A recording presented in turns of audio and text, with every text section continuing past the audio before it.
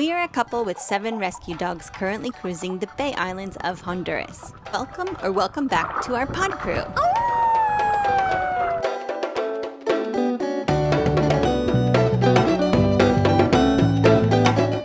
We're here in Roatan, and it's our first time ever being on a mooring ball. We have extra line connecting us to the mooring ball, but we've already gone through 2. We're on our 3rd.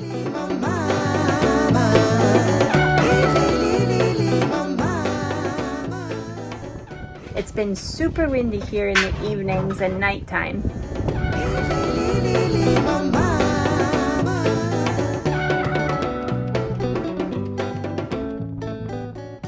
We need to go and put another line on, make sure that we're nice and secure.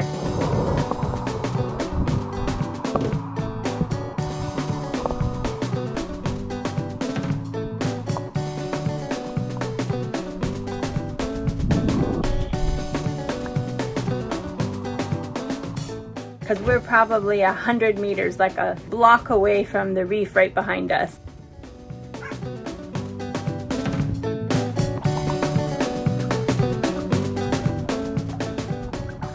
It would be a very short while, a matter of minutes, maybe seconds. If something was to happen, we were to snap off this mooring ball, we would be on the reef in no time.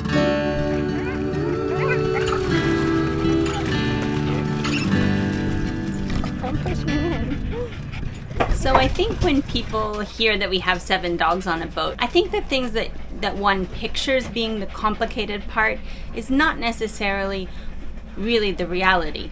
For one, it's not crowded. We all have lots of space, but maybe not always a lot of personal space for me. I usually end up with all the dogs sitting around me wherever I am. However, living on a boat with 7 dogs is a challenge in a way that our whole lives revolve around our dogs. For someone without a dog to jump onto a boat and then adopt 7 dogs and then take off to see the world would probably not work for them. But we've always had 4, 5, 6 dogs when I lived in Costa Rica.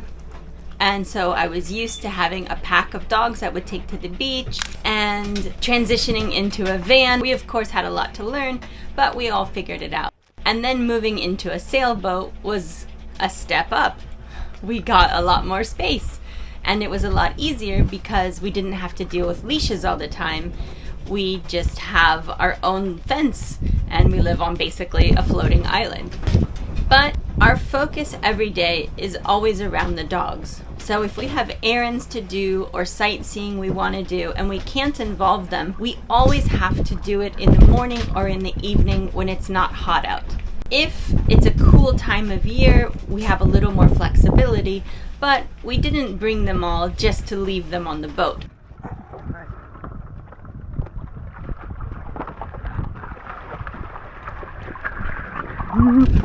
Girl love. We almost always focus on things that we can do together. Wiggle, wiggle, wiggle, wiggle, wiggle. In order to keep it manageable in public spaces like we're going to right now, we will pick and choose dogs and we alternate. Perfect. Okay. Excuse me, pardon me.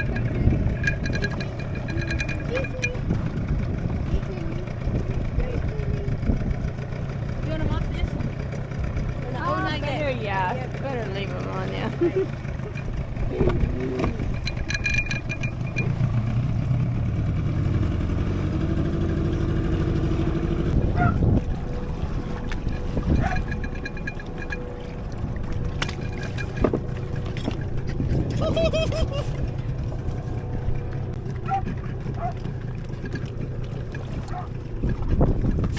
Up we go. Vamos. Vamos, Pepper.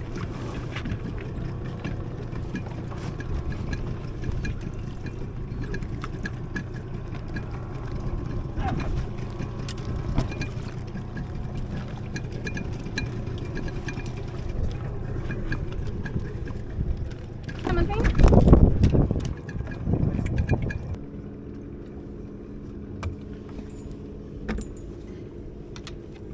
Good and salty, you guys. salty sandy.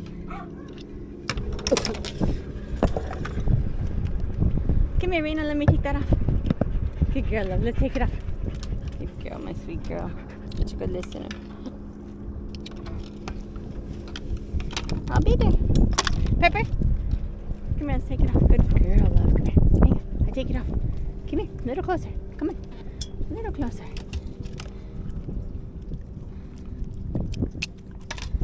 Well done. Oh, stuck. Why is it so tight? Okay.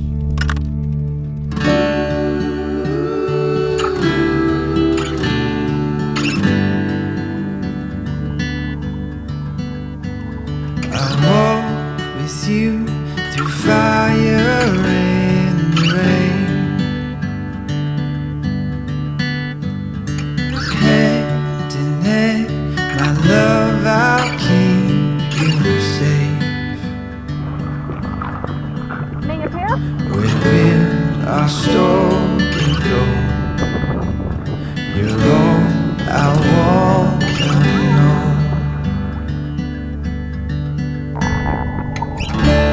Gonna be alright. I'm yours, you're mine. Our love is once in a lifetime. We're gonna be alright, even on the line, 'cause our love is once in a lifetime.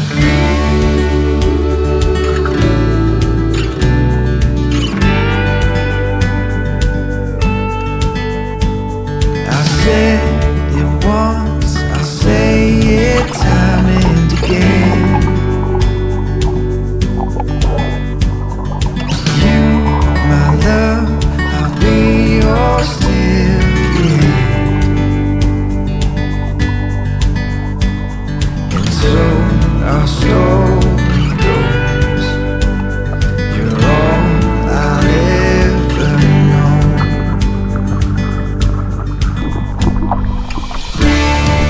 Be alright. I'm yours, you're mine. Our love is once in a lifetime.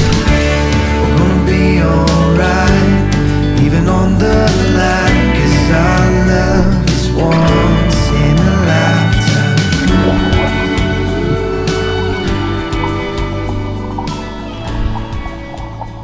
Meanwhile, I've been bugging Hyder to get everything out of this lazarette. I want to know what's taking up all this space because it doesn't seem like we're ever getting anything out of here.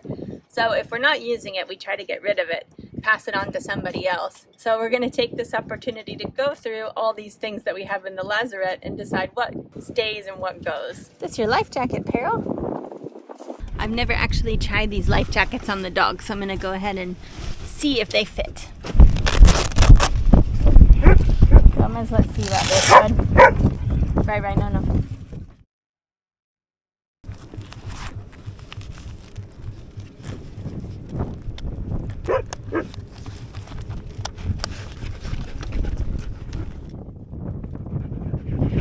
I don't know that it's all that comfortable though, hold on. Kind of bulky.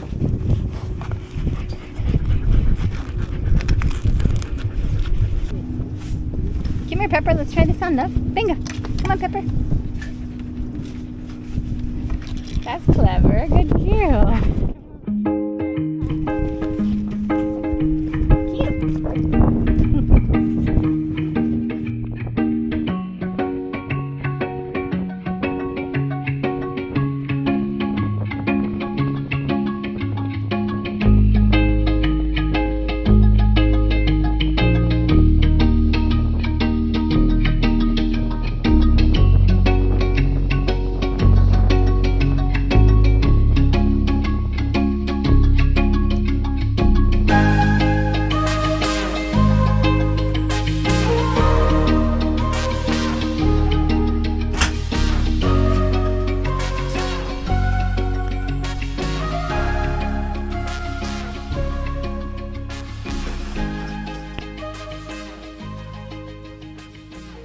I've been organizing and cleaning, and I finally have a clean house again.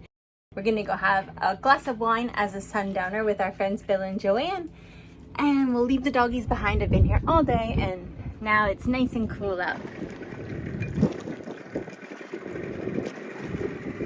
doing, Pepper?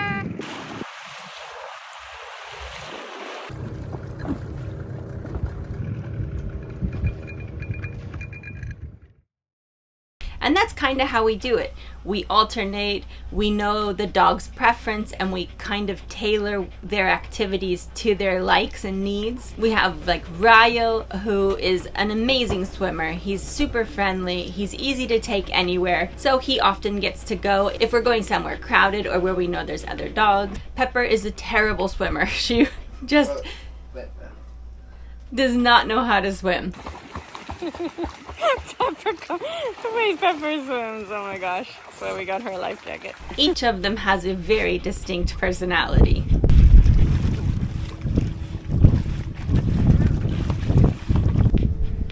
Little Gomez here is great. He's like a little teddy bear, but he barks when he sees other dogs, so it's not necessarily a good idea to take him with us if we're going to dinner, let's say. But we can take a mellow dog like Mowgli, who just hangs out, doesn't even need to be on a leash.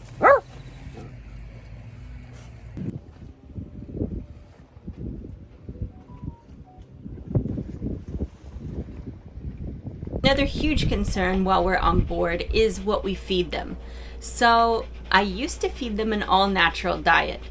And that was great when we had a supermarket right next to our marina. But now that we're out on anchor or we're on a mooring ball and the supermarket's quite far away, I do have them on dry food that I supplement with eggs and ground beef and occasionally a can of salmon.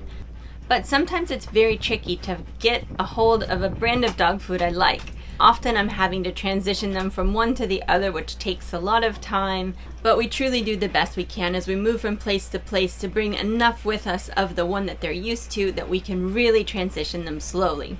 Since we move slowly, the paperwork hasn't been too much of an issue.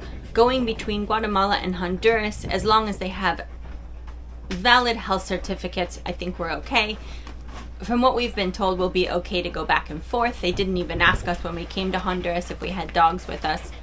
And then a couple times a year we'll need new health certificates, which is quite pricey for 7 dogs, usually running us anywhere from $400 to $800. And so we'll try to spread those out. We'll see next year if we get to go out and around the Eastern Caribbean, if that's necessarily feasible.